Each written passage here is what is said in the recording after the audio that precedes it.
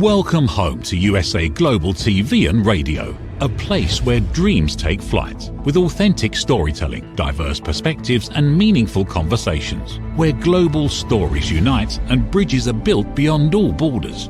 Discover world-class education, entertainment, hope and inspiration. Together, we're building bridges worldwide. Subscribe to our channel, USA Global TV. Download our app, USA Global TV. Be our guest or join our team. Visit usaglobaltv.com. Thanks to our founder and executive producer, Dr. Jacalyn Kerbeck. Music score by Yeffy Tang from Cloud Road Music.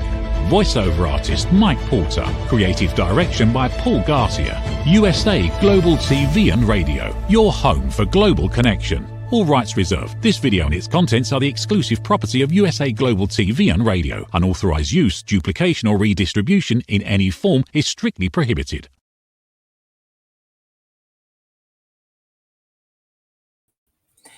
Hi, good afternoon, and welcome to the Persistence Payoff Show. We're here on USA Global TV and Radio. I'm your host, Kimberly Schaefer. This show is focused on the quality of persistence and learning from people who have embodied that quality, how they've been persistent, why, and the lessons that they've learned. It has been such an inspiring journey. I'm a first-time entrepreneur and inventor.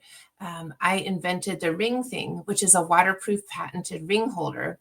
I'm in my second chapter of life and learning about persistence on my own journey. So this topic is very, very interesting to me.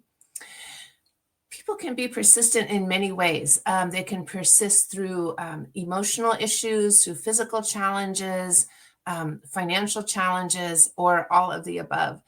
And it's really inspiring to hear how people push through those challenges. That brings me to our guest today. I am thrilled and honored to have Coach Amy, also known as Dead Amy, as our guest today. Coach Amy is proof that you can turn pain into purpose and into power. When she was in college, she was a bartender and she was sexually assaulted by a prospective gang member. That led her to take up boxing for self-defense, and she fell in love with the sport and took it up. She trained in 6 countries, she fought in 5, and she coached in 3. And in Korea, she turned pro and was a pro boxer and actually established the largest boxing club in Korea. But her mission has always been larger than the ring, and Coach Amy's mission is empowering other people. So she returned to the Philippines and established the Empowered Clubhouse, which is the first and only all-women's boxing club in the Philippines. She also established the Little Sisters Project, which empowers underprivileged girls through boxing.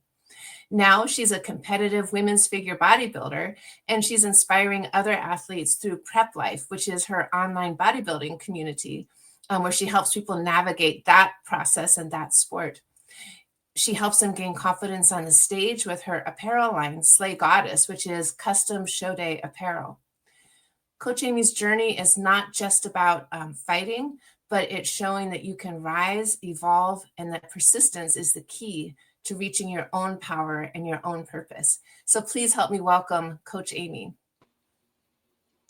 Hey, Kimberly. Hi, thank you so much for being here. I have to acknowledge that I'm in San Diego and you're in the Philippines, so it's the middle of the night for you. And so I just want to say thank you so much for being here at all, much less making this effort to be with us today. So thank you for that.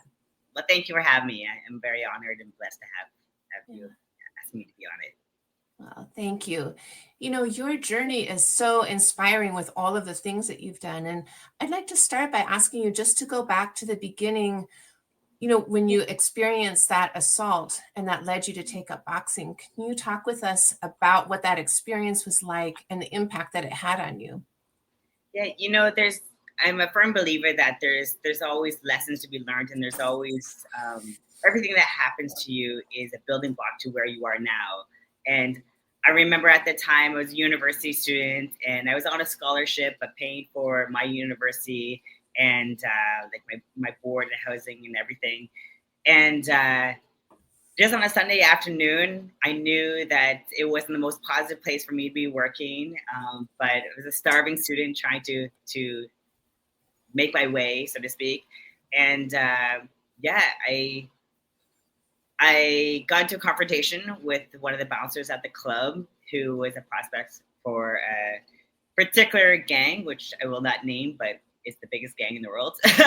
And he pushed me and I pushed him, and it just like escalated beyond what I thought would ever happen. And I ended up getting dragged by my hair to the back of the VIP where there's no cameras. And just, I really believed that I was, like, I didn't think that I was going to get, like, anything so dangerous, but I really believed that on that Sunday afternoon, I was going to get raped in front of all these people. And just that fear that it sparked in me, and I turned around and I ended up ultimately fighting for my life. You know, no one came in to help me. And even when police showed up, you know, my boss was like, you know what, Amy, if you think being possibly raped on a Sunday afternoon was the worst thing that can happen, tell them who did this, and you're going to wish you only were raped, which I wasn't raped, but you know what I mean? It's just the fear of being like a 20-year-old girl. And so I couldn't tell people what had happened. No one really knew where I worked. My parents didn't know where I worked. I didn't live at home with my parents. And it was such a pivotal moment because one of my friends had actually gone to the Olympics, Mark Simmons. And I was living downtown where he was, and he's, you know, I couldn't reveal what had happened. And one thing came to another, and I ended up meeting Ayrton Marcus, which was a silver medalist Olympian. And he invited me to come to his Boston club, and I had such attitude. You know, I had already been attacked. I had now a broken wrist. And that's how I took up boxing, was because I was just like, this is never going to happen to me again. I shouldn't have been in that situation. Lesson learned. Moving forward, how is it going to protect myself? And so that's how I started boxing, as a means of self-defense. And I just like fell in love with the sport, with the challenge of it. My boxing club still to this day, after like 23 years, I think that really aged me there, but after 23 years, still messages me, still shares my posts on Facebook, and he's like so proud of me, and it just like has become such a mentor to me. And that really changed my life. You took a total different turn, you know. So it was a terrible event, but there's always good to be found in the bad, you know. And I feel like I really found the greatness in that bad situation. Yeah. Well, and that right there is such a lesson in persistence, that you didn't give into it, because you could have, right? You could have just gone on that downhill slide, but you found a way to rise and thrive from that. So was your intention at that point, when you started training with the Olympic silver medalist, to become a pro boxer, or were you just kind of, hey, I'm just going to do this and see what happens? I liked it because I still worked at that club for the next like 2.5 years later, almost 3 years later. And it wasn't until I moved to Korea, and then I moved to Korea after university, and I took up boxing again. Like, I found a boxing club near my house, and then, you know, I was in a small community where there's not a lot of foreigners, and I really loved it. And you know, like, as a foreigner living in a foreign country, you try to gravitate towards like your own little crew, whether it's like other foreigners or whether it's like, for me, it was the gym. I was always into the gym. I've been a competitive athlete since I was 14. So I naturally gravitated towards the gym. I got there, I met the coach, met the other like pro boxers, and just, you know, became part of that family there. And so they were like, oh, we want you to turn pro because you're here all the time, and let's really like see where you can take this potential. And I really just wanted to make my coach happy, you know, because he had kind of taken me in as like a fatherly figure to me. Still to this day is one of my coaches that I still message, you know, and Coach Yoonjip there in Korea. And so, yeah, I never really wanted to turn pro. I just really wanted to see where I could take it, you know, and I love a good challenge. And for me, I've always been intentional with what I do. You know, why am I like training so hard, you know? And so, okay, I'm training so hard because there's a fight, there's a bout, you know? So yeah, my intentions were just to take boxing to a level where I can defend myself and make my new family proud. And yeah, it just kept on going up, you know, like Adidas sponsored me. I opened up my own box club. It just went like like, it just kept on going. Yes. Well, and and what vision? I mean, here, you established the largest boxing club in Mhm. Korea. And so how did that come to be? And how did that come to your mind that you wanted to do that? Well, originally, like I was boxing at the club, and at the time I was a single female, and I don't in Korea. A lot of foreigners get together at the bar. They shoot pool, they drink, or they smoke. I don't.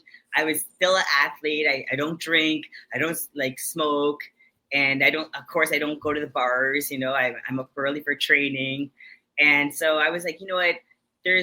I can't be the only one that is not into this, not that they all are, but it's just like such a common thing. How do foreigners meet other foreigners? I didn't speak really Korean at the time. And actually my mother was passing away. She was fighting cancer. And so I returned home to Canada to see my mom. And she asked me, you say you love Korea, but are you happy there? And I said, I just feel I don't fit in. I'm not comfortable being me there. I don't know if I need to change or what do I need to do. And my mom was like, you know what, Amy, you've never been one to follow the crowd. So why would you be in another country and follow the crowd? Why don't you just do what you're naturally like are talented to do? And that's just be a leader. And so I thought, you know what, like, I know I can't be the only foreigner that is into like sports or the only female. So I started my own company called Flipside Fitness. And so I started that, and I was like, it attracted a lot of other females, and I started doing I did like a mountaintop barbecue. We did I was training them at the gym on the weekend with boxing at the club that I was training at. They don't open on the weekend, so that's perfect. I do my weekend boxercise classes, and the success of it just bloomed again. It just went to the next level, and it was like the only logical next step was to make my own location, because at that time I was a university professor working full-time during the week and then working full-time doing this kind of side hustle, which I was making good money, but that wasn't the point. The point was to make my kind of like my spot in Korea, and so then it was like, okay, I have I'm coaching over 50 women on a weekend. What was supposed to be one class is now 3 classes on Saturday, 3 classes on Sunday. And by Sunday night, I'm exhausted. And then I have to go to work on Monday. So, I decided to kind of, as soon as my contract for the university professor was up, instead of renewing it, I started my own company and looking for a location. And it's funny because even the university was like, okay, you haven't signed the contract. I'm like, no, I'm not renewing it. And they're like, what are you talking about? You make good money. I'm like, yeah, but that's not the point. The point is I'm now doing something that I really love, Yes. So, Well, and I really feel touched that your mom would encourage you in that way, because so often it's easy for parents to kind of say, well, you should do this and you should do that and you should, and they were just worried about other aspects of your life. And so for her to really encourage you to do what called to you, I think is so powerful and beautiful. And it's interesting because what had happened, my mom had actually passed away. And so when I was leaving Canada for Korea to return, because I was only there I was supposed to be there for 2 weeks, and then I stayed about 2 months to help my father with passing my mother. And I told my dad, I said, mark my words, when I come back, my new company is paying for the plane ticket. And he's like, you don't have a company? I'm like, well, that's what I'm going there for. So 5 years later, I came back after having launched Flipside Fitness and then Hulk's Boxing. And I came back with my company had paid for my ticket, my paycheck from work. So wow, that's amazing. Well, first of all, I'm sorry about your mom. I'm sorry about her loss. And it's interesting. I work out at a boxing gym here in San Diego, where I'm usually the oldest person in the building, so nobody's concerned about me getting in the ring.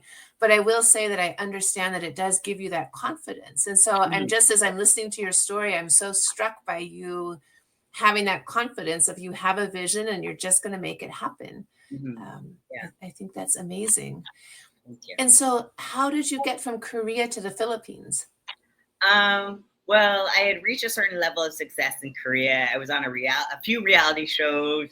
I had gotten married, and I feel like I kind of reached what I thought was my ceiling, my potential. I now spoke Korean.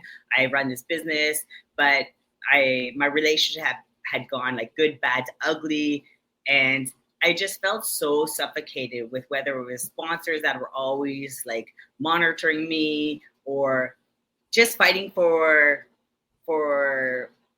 just like I don't want to say like equality, but just like being a foreign female and being a foreign female married to a Korean in a small city was very challenging. And I was just like, this is not how my story is going to end. Like, this is not my peak, but I think this is my peak here. And I was just like, I've always been a strong woman. I come from a very strong, like my mother's very, very strong.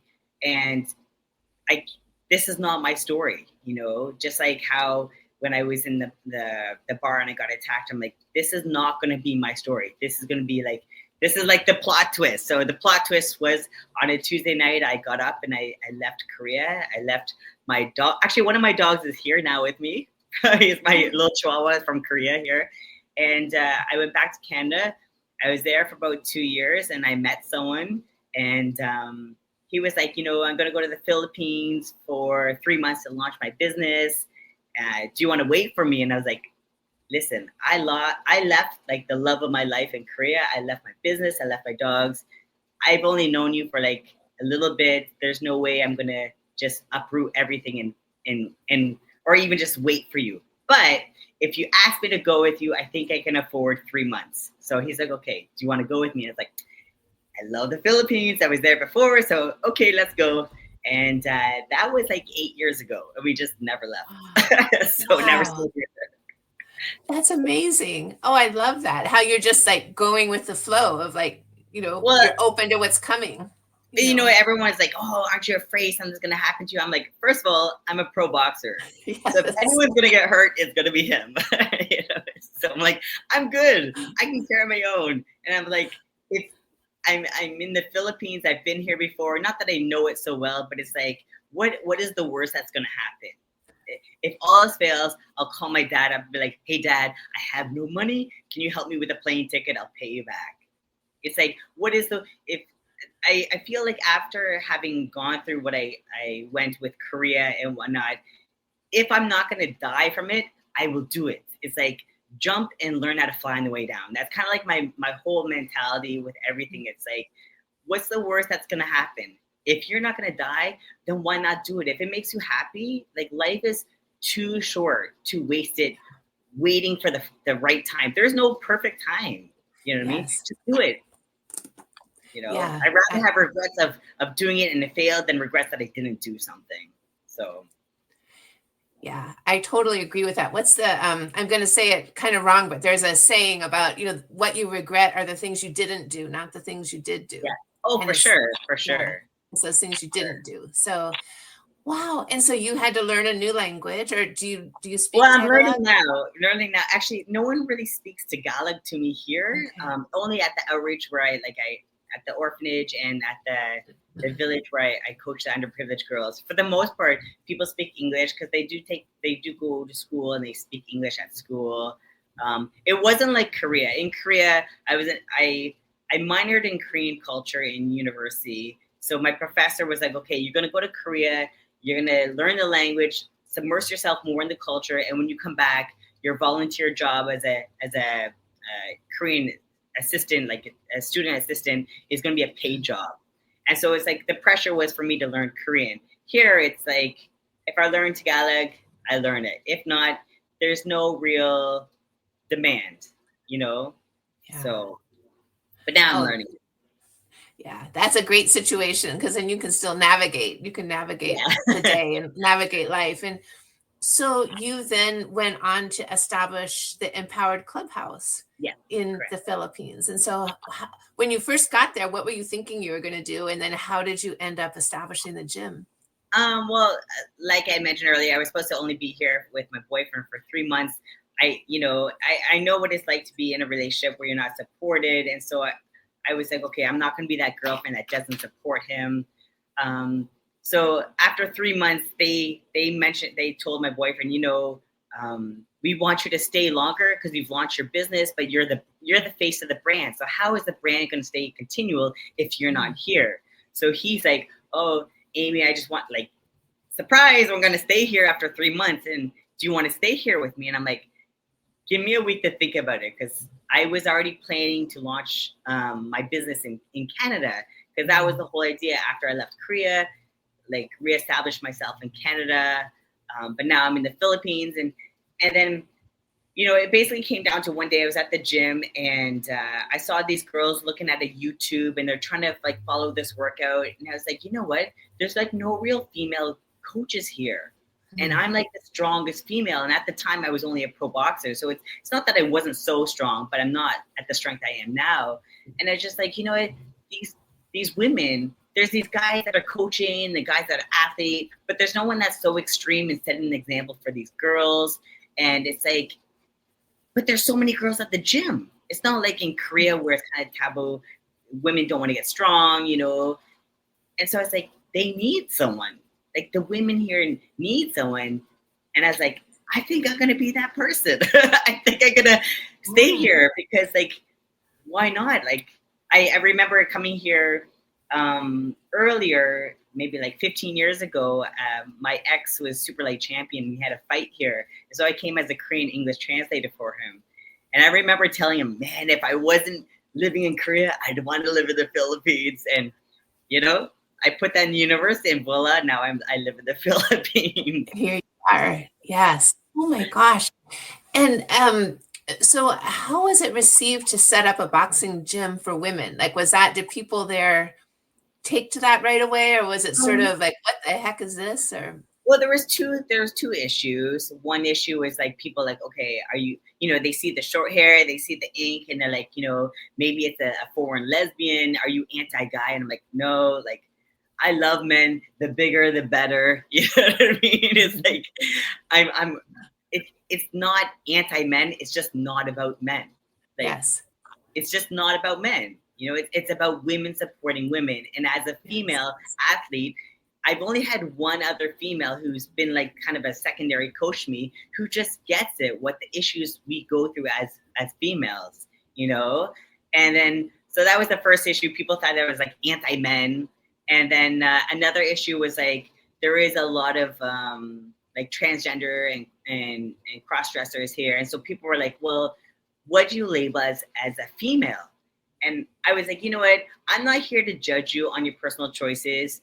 I'm only here to ask you to own your choices. So if you identify as a female 24/7, not just on the weekend or when it's convenient or when whatever, then yes, if you identify yourself as a female 24/7, of course I will coach you. It's all about women supporting women, whether you were like naturally born, whether you feel that you were born differently and now have evolved. That's your choice, that's your life, and I respect that. So yeah, I've never really had issues beyond that. I've been like, I'm pretty open-minded and I'm pretty supportive. Just own who and what you are. That's all I have ever asked. Yeah, that's totally reasonable. Totally reasonable. And there have been times when I've gone to women-only gyms, and one of the nice things is just sort of takes away this element of competition, right? Like you still go and you might try to wear, of course, clean clothes, but it just takes away that element of, trying to be the cutest in the gym, or, it's just like, it's all about working out and getting strong. And, like right now, I really am focusing on personal training. So I used to do small teams and I used to do groups. Like I've coached a group of like 50 university students, but now I do personal training. And for me, it's just like, it's getting down to, why are you here at the gym? Like you want to train, you want to become stronger. Okay. Who cares about what you look like? Who cares about, the current fashion trends? Or it just takes everything, all the extra distractions are away. Do you know what I mean? Yes. There's no, like you said, there's no competition. There's no, body insecurities, or, you know, like, it's just getting down to, what are we doing? What are we here for? We're here to get stronger. We're here to get body confidence. We're here for self-love, empowerment, you know. And it's funny because, like, my clients always start, there's always like the same kind of trend. The client comes, maybe they're wearing baggy clothes or they're wearing their best clothes. By the end of it, like a few months into it, they're like so comfortable with me. Like, even 2 days ago, I had a client and she's talking to me and just takes her shirt off and she changes in front of me. I'm like, am I supposed to like look away? I'm like, oh, okay. And, you know, and it's funny because I had one of my neighbors here. She approached me and she's like, what do you do for a living? I'm like, what are you talking about? She's like, you never have people, I never have people over. And if you ever have someone come to your house, it's always a female and they always leave sweaty and or half naked. She's like, yeah. And I see you in the morning with a hoodie and sunglasses on and a hat, and go walking and you come back sweaty. I see you in the afternoon, you go somewhere and you come back, you're sweaty. And then you go walking. She's like, you're always with a dog, you're always sweaty. And then there's only women that come to your house and they always leave sweaty and like half naked. Like, yeah, I have a gym. Oh, I love that. That's hilarious. It's good she asked and got clarification. And she's like, yeah, what's going on in that house? You know, because my clubhouse is part of my house here. It's a private entrance. So it's a separate entrance. You know, it doesn't interfere with the rest of the house and whatnot. But that's funny. Pretty cool. So are you thinking of expanding the gym within the Philippines and having chains? Are you thinking of different locations? Well, originally Empower Clubhouse was supposed to be similar to what I set up in Korea, which was a big open gym and like regular hours, like 7 in the morning to like, my gym in Korea opened at like 12 o'clock to like midnight. So we were open for 12 hours. And then, but when I was here, when I first started, I wanted to launch it like that, but to get investors was so hard. And I thought, you know what? I'm not going to do this whole investors. I'll just put my own cash in it. So I started with just training people at the park. And then I got a location in Taguig, which is like half an hour from here. And now I have an Alabang Hill. So it's like upgraded. And now, even though I didn't like personal training before, I really feel like that is kind of like my niche, the beginners and I don't want to say middle-aged women, but yeah, not the young girls. Like my youngest client right now is 46 and my oldest client is 61. So I'm not dealing with the young crowd. It's all personal training. And I really feel like, you know, women want a safe space. It with personal training, it's instantly just them and me. I'm very transparent. I share a lot of stories with the ladies, same with them, with me. And I've created this safe space that is so unique and so genuine and so real. And I'm like, do I want to make it an open safe space, or do I think that I'm just going to keep it as personal training. If anything, it has like small team, like you can train with your friends. I don't know. Like I do have another venture that I want to do with opening up a gym, but it's more so for like personal trainers to come in and have a means of training their clients. So I wouldn't be trained there. But for now, I think Empower Clubhouse, I really like it how I have it, where I have a limited clientele and it's personal training, because it's nothing that I thought it'd ever be, but it's so much better. And I really love what I'm doing with the clients there. You know, even I have clients that are online and everyday message. I talk to every one of my clients, and I only keep it at 7 clients, but I talk to almost every single client at least once a day. Like, hey, what are you doing for your food? Or just remind you of training tomorrow, or you didn't put in your stats into the app, or you know what I mean? And there's that constant communication. There's that solid relationship that I don't think I will have if I had so many clients. Because like in Korea, my boxing club had over 300 members. And so you look at their picture every day. Who's that? Oh, that's Minho. That's you know, whatever, Minsu. And here it's like, of course, I know those clients and I know their family, I know their kids. I know their dogs, you know what I mean? So it's just so personal, and I really love it. I really love it. Wow. It sounds like a great environment, like a fantastic environment. But how did you transition, or not transition, but add in competitive bodybuilding on top of all that you're doing at the gym? Like that's Um, so interesting. well, leave it to me to take on something else, right? But yeah, during the pandemic, I was actually trying to be on the national team for rugby, and so I was on the city team, and we were champions, Manila champions. I actually was in Thailand right before the pandemic, representing the Philippines with my team, and so I was doing professional boxing, and I was also doing rugby, and then with the pandemic went on for so long, and it's like, how do I keep my athletes engaged? How do I keep my sponsors invested in me? And like, everyone online, every trainer online or every influencer online who's skinny thinks they can train people for free. So what is something that's gonna be different? And not only for my clients, but for me too. How am I gonna keep focused on what I'm doing? And so I was thinking about, what other sport could I do that I can train by myself? So it's like, okay, my initial sport is long distance running, but I don't have time to train, go for do triathlons and train for 8 hours on a bike ride, not to mention the expense of the bike. So I was like, well, I already do a little bit of weight training, but it's more so functional weight training for boxing. So let me see how it goes. And so I signed up for my first show, and then I signed up for my first show before I even had a coach. And then I got a coach. And it's funny because actually you just showed the video there. That was a 45-second solo presentation that I had to do, that I had so much anxiety about having to do. Because usually you go on stage and the girls, you just walk on stage, and then they had the comparisons where, front, back, side, whatnot.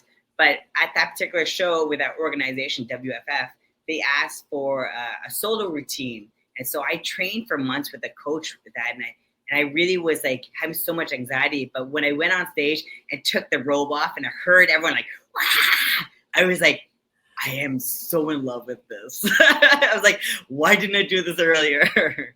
So now I love it. And I'm training right now for I think it's my 9th show.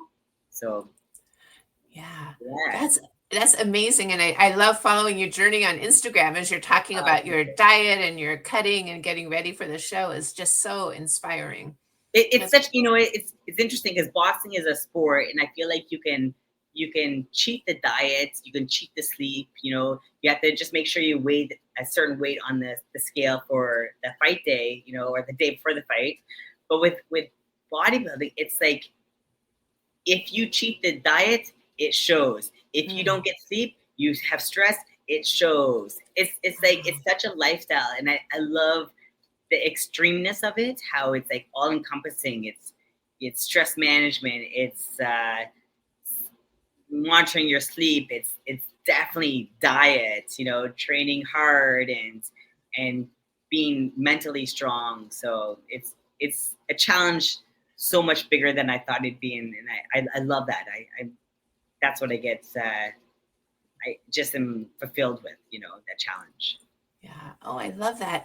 And I'd love to hear about the Prep Life community, because you started that to help other bodybuilders sort of navigate the sport. And how do you find people? And well, with Prep Life is the online website, and that kind of evolved from to try to go to different bodybuilding shows here in the Philippines. Some of them advertise on Facebook, some are on Instagram, whatnot. And so it's how do you know when the next show is? And there's not one platform. So it's I was talking to my boyfriend, and I was like, well, why don't we make a platform? And he's like, okay, we'll design this. And I was like, you know what? Forget this talk. Let's just do it. So I just went to the computer and I started a website, and that's how I started doing it. And so I post all the shows that I can find. So I'm on Facebook following Coach Wins or Coach Nico, and he'll post an ad for a show. So I'm like, okay, copy and paste, put it on my website. And then, athletes they train so long for these shows. And when the show's over, there's no real like remnants of it. So it's like, let's start getting a list of winners, and we'll advertise on the website. Well, I'll write an article about the show, like a little bit of a review, and then put the list of winners to give, the athletes due recognition and whatnot. And so that's what it kind of became. So now it's just evolving into like, I want to, I've actually had someone reach out to me that wants me to make Prep Life a nonprofit organization, and they will fund it. So then I will sponsor athletes, because bodybuilding is so expensive, whether it's like supplements or like your grocery bill is just, like I said, you can't cheat the groceries. You can't cheat diet. And so there's so many athletes here in the Philippines that are so talented, but they just don't have the financial means to support it, and they don't have the opportunities. So it's like, let's give them that opportunity. So I'm really trying to build up Prep Life so that this investor can see its value and be like, listen, let's invest in it, let's put money into it. And so, because like right now, the Philippines, there's Kareem and Joven. There's two male bodybuilders in the Philippines that went to Olympia, which is like the highest level of competition. But how come there's only two? When there's like so many amazing athletes. You walk into the gym, there's Mick, there's Brian, there's Josh, there's like the Egyptian brothers. There's even just at my gym alone, there's such amazingly talented athletes who have the discipline and have the genetics and the drive, but they don't have the same opportunities or the same financial situation that can elevate them. So if given that little bit of elevation, where can they go with it? So that's what I'm really trying to take Prep Life to. Yeah. Well, kudos to you for doing so much to help other people. I mean, you're not just focused on yourself and your own career and what you're doing, but you're really across all of these platforms trying to help other people. And I know the time has gone so fast. We only have about 2.5 minutes left. I'd love to have you touch on two things before we go. One is the Little Sisters Project, because I think that's so impressive. And then also, I know you have your clothing line. Like, I love the shirt that you're wearing. And is that something that people in the US can get? Is it available? Right now, so in terms of the Little Sister Project is an outreach program that I funded, that I started, 6 years ago, almost 7 years ago, to help underprivileged girls. And so I run it at an orphanage, and I run it at a local village called Elishkash Village, which is like 9 hectares of land that's been donated for these disabled and basically disowned youth. And there's now over 500 youth that are there. So I coach about 30 girls there, just empowering underprivileged girls through sports, and just being a role model and a mentor for them. As for my clothing, I had a company called Slay Gear, which evolved into Slay Goddess. So I don't do custom clothing anymore. I do custom competition wear. But stay tuned, because this year I'm hoping to launch Baba Black Sheep, which is my 4th company. So stay tuned to Baba Black Sheep. Yeah. I mean, just looking at that shirt, I'm like, I could just imagine a lot of people wanting that. That's a great shirt. So yeah. Before we close up, I'd love to give you the chance to tell people how they can connect with you and how they can find you. Yeah. Well, you can find me on Instagram, TikTok, and even my Facebook fan page under Dead Aim Amy. So DEADAIM. Dead Aim Amy. That's the main thing. I'm really big into Instagram, so join me there. Check out my posts and my stories. I love posting stories just to try to like motivate others, and it keeps me accountable and it keeps me motivated too. I think you have a fantastic page. It's always so interesting to watch what you're posting. So yes. Thank you.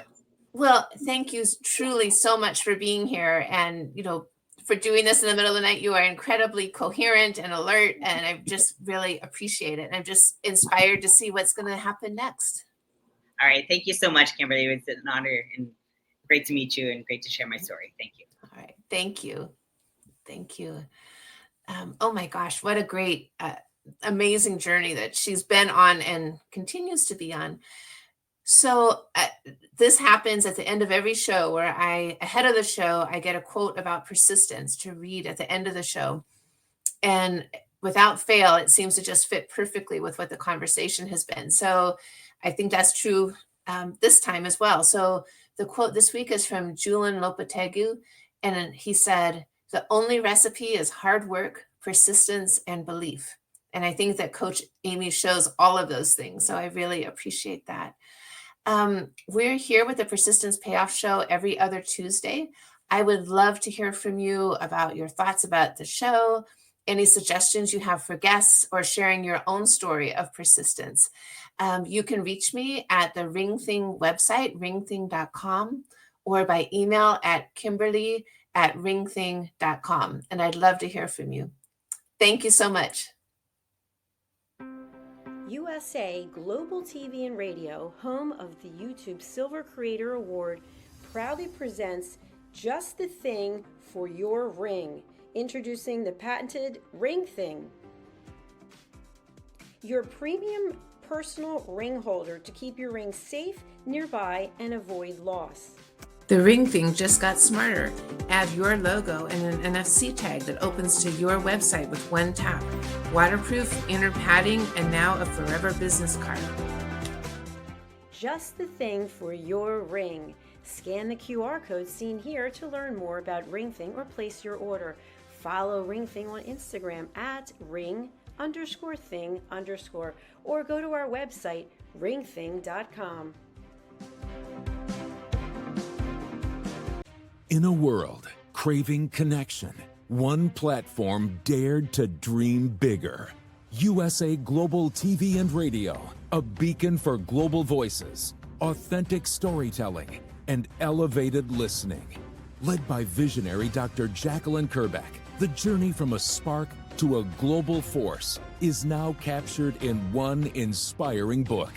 Honored with YouTube's Silver Creator Award for surpassing 100,000 subscribers. Discover the evolution, the challenges, the triumphs, and the unstoppable spirit that created a global movement. Executive producer Dr. Jacalyn Kerbeck. Music score by Yeffy Tang. Creative director Paul Garcia. This video and its contents are the exclusive property of USA Global TV and Radio. Unauthorized use, duplication, or redistribution in any form is strictly prohibited.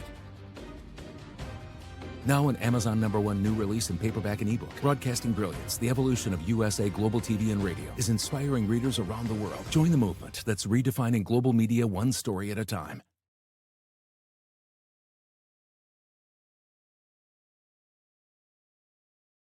Thank you, viewers and listeners of USA Global TV and Radio, for joining us today. We're honored to have your time and attention as part of our global community. At USA Global TV and Radio, we believe in the power of authentic conversations, meaningful connections, and creating a world of possibilities together. Want to be part of something bigger? Join our team of elevated listeners at usaglobaltv.com, a space where your voice matters and your ability to listen transforms relationships.